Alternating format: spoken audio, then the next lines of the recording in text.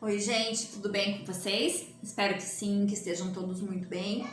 Hoje nós vamos falar um pouquinho, vamos fazer uma revisão sobre verbos, ok? Então, começamos relembrando o conceito de verbo, um conceito bem básico assim. Verbo é a palavra responsável em expressar ação, estado e fenômenos da natureza. Nessa aula, vamos falar então sobre os tempos verbais, ok? Então, assim, temos dois tipos de verbo. Os regulares e os irregulares. Os regulares. O que é um verbo regular? Bom, gente, é aquele em que o seu radical não se altera na conjunção verbal. Esse é um verbo regular. Então, eu vou conjugar e o radical vai permanecer o mesmo. Vamos abrir um parêntese aqui para esclarecer e falar o que é um radical para aqueles que não lembram, né? Radical, gente, é a parte da palavra responsável em estabelecer a raiz, a família da palavra. Certo? Por exemplo, né, para que vocês entendam melhor, vou dar um exemplo aqui do verbo cantar. Qual é o radical do verbo cantar? C-A-N-T, cante. Esse é o radical do verbo cantar, porque todas as palavras derivadas de cantar surgem desse radical, cante, ok? Então, já, né, relembraram o que é um radical. Então, esse verbo é regular. O verbo cantar, ele é um verbo regular. Por quê? Porque quando eu conjugo o verbo cantar em todos os tempos verbais, o radical não se altera. Ele permanece o mesmo. Agora vamos falar um pouquinho sobre os verbos irregulares. Irregular é aquele em que o seu radical se altera na conjunção verbal. Por exemplo, o verbo haver. Qual é o radical do verbo haver? H-A-V. Ave. E agora vamos conjugá-lo aqui no presente do indicativo, né? Para ver como que ficaria. Eu hei, tu has, ele há, nós havemos, vós haveis e eles hão. Gente, percebam que mudou tudo na minha conjugação, né? Por isso é irregular, porque mudou tudo. Somente relembrando, os verbos regulares, o radical, permanece o mesmo em todas as conjugações e os verbos irregulares muda o radical não permanece o mesmo, ok? Tempos verbais, gente. Quais tempos verbais que nós temos? Presente, pretérito e futuro, ok? Então, temos três maneiras de conjugar. Temos o modo indicativo, que expressa a certeza de acontecimento. E tenho quais tempos verbais nesse modo indicativo? Que tempos verbais que eu tenho? Eu tenho presente do indicativo, pretérito do indicativo, pretérito imperfeito do indicativo, pretérito mais que perfeito do indicativo, futuro do presente do indicativo e futuro do pretérito do indicativo. Eu tenho 6 tipos verbais aqui, tempos verbais, ok? Então, nós vamos relembrar como que se conjuga, tá? Já. Além do modo indicativo, nós temos o modo subjuntivo, que é aquele modo da hipótese, que expressa uma hipótese, uma dúvida, né? De acontecimento, uma possibilidade. E que tempos verbais eu tenho nesse modo subjuntivo, gente? Eu tenho presente do subjuntivo, pretérito imperfeito do subjuntivo e futuro do subjuntivo. Temos ainda o modo imperativo, que expressa ordem, certo? E dentro desse modo imperativo, ele se divide, né, em imperativo afirmativo e imperativo negativo. Um exemplo, feche a porta. Aqui eu estou conjugando o meu verbo no modo imperativo afirmativo, certo? Estou expressando uma ordem clara. Feche a porta. É para que esse ato de fechar a porta seja realizado, ok? Agora, se eu falar assim, não feche a porta. Vejam, percebam, é uma ordem, da mesma maneira, eu continuo ordenando, continuo mandando, porém, tem uma palavra negativa, né? Tem um não é para fechar a porta. Então, essa que é a diferença. E os verbos são divididos em 3 conjunções. Vamos lembrar lá as conjunções. Quando eu tenho... O que é uma conjunção, né, gente? É a terminação do verbo. É a terminação do verbo. Por exemplo, o verbo cantar, terminado em AR. Todos os verbos terminados em AR são equivalentes à primeira conjugação.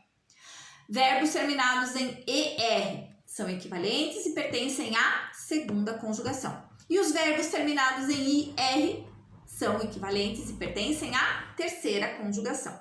Mas nós temos alguns verbos que não terminam em AR, nem ER e nem IR. E nesse caso, quarta conjugação?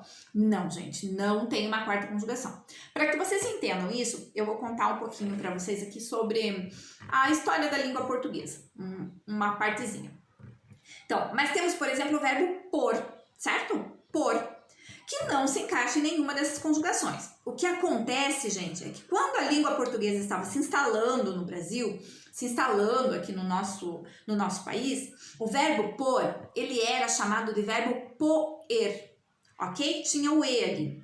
Por isso temos ainda alguns resquícios, né? Algumas coisas que sobraram, algumas palavras que herdaram ainda esse e de poer. Como, por exemplo, na frase que eu vou falar para vocês. É o sol, sol poente.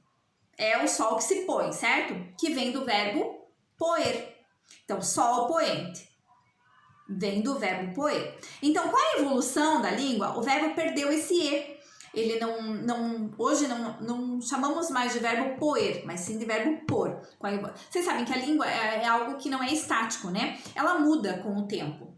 E ela sofre evolução. Então, esse é um dos exemplos da evolução da nossa língua portuguesa. Portanto, todos os verbos terminados em OR pertencem à segunda conjugação, porque todos eles perderam esse E, que no início eles tinham, ok? Então, verbos terminados em OR pertencem à segunda conjugação.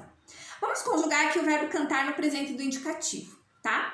Eu canto, tu cantas, ele canta, nós cantamos, vós cantais e eles cantam. Ok, todas as conjugações dos verbos terminados em AR, ER e IR funcionam dessa maneira, tá, gente? Ali eu tenho a desinência verbal, permanece e serve para todos os verbos regulares, ok? A desinência, o finalzinho ali, serve para todos os verbos regulares. Terminado, a primeira pessoa, eu canto, terminado em O, tu cantas, em AS, e assim por diante, em todas as pessoas, ok? Isso, como eu falei para vocês, é uma revisão. Vocês têm isso daí anotado no caderno, que eu já passei no quadro para vocês, ok? Vamos ver a forma nominal do verbo, aqui um pouquinho, para a gente relembrar também. O verbo pode ter o quê? 3 formas nominais. E quais são? O infinitivo, terminado em R, por exemplo, o verbo ler, termina em R, é o infinitivo. Gerúndio, terminado em NDO, por exemplo, o verbo sair na forma saindo, é um gerúndio. E o particípio, terminado em DO. O verbo sair também vamos usar na forma de particípio saído. Então, 3 formas nominais: infinitivo, terminado em R, quando a minha conjugação termina em R. Gerúndio, terminado em NDO. E particípio terminado em DO, ok? Na forma nominal, gente, pode ter 3 funções. Pode ter função de... 3 não, pode ter função de advérbio, adjetivo e substantivo, ok? Normalmente, as formas nominais do verbo aparecem numa locução verbal. Vamos relembrar o que é uma locução verbal? Uma locução verbal, gente, ela é formada quando eu tenho 2 verbos, ok? Mas eu expresso somente uma ação. Eu tenho 2 verbos para expressar uma única ação. 2 verbos ou mais, né? Eu dei o exemplo dos 2 verbos, pode ter até mais. Normalmente vem 2 verbos, mas essa locução pode ser formada por mais verbos. Um exemplo. Os mares foram navegados pelos piratas. Isso aqui, foram navegados, é uma locução verbal, ok? Porque eu tenho o verbo ir, né, na forma foram, e navegados, isso é uma locução verbal.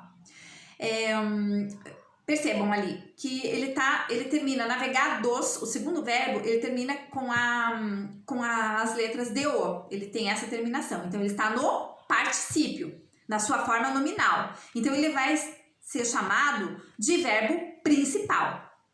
E o primeiro verbo, gente, é chamado de verbo auxiliar.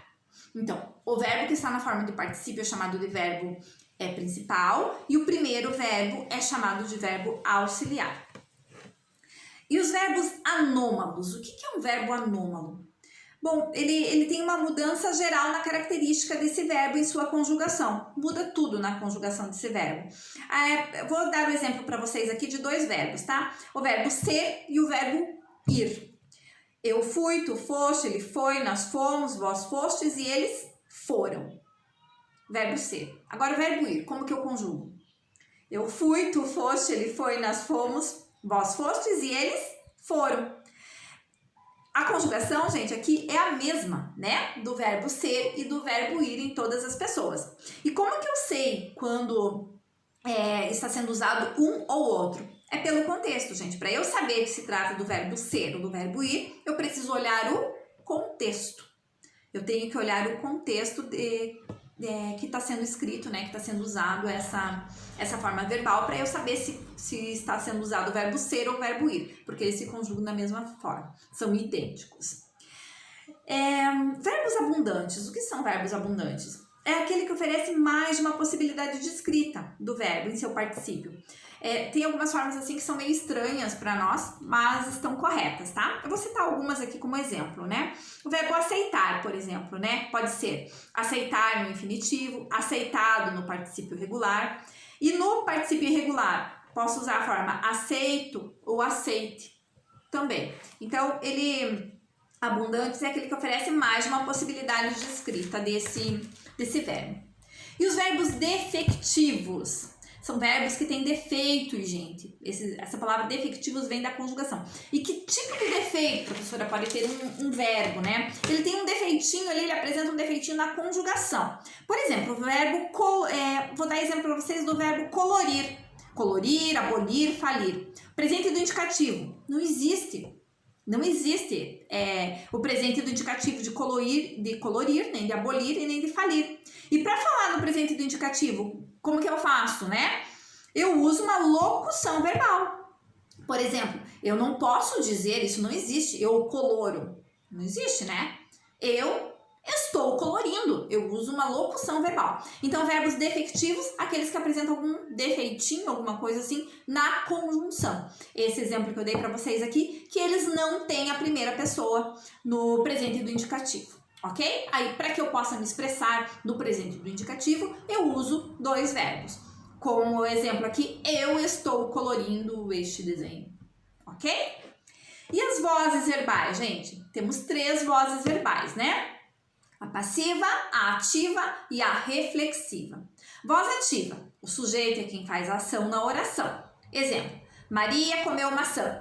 O sujeito está agindo, certo? Maria, o meu sujeito, o sujeito da minha oração, comeu a maçã. Ok. Passiva. O sujeito sofre a ação da oração.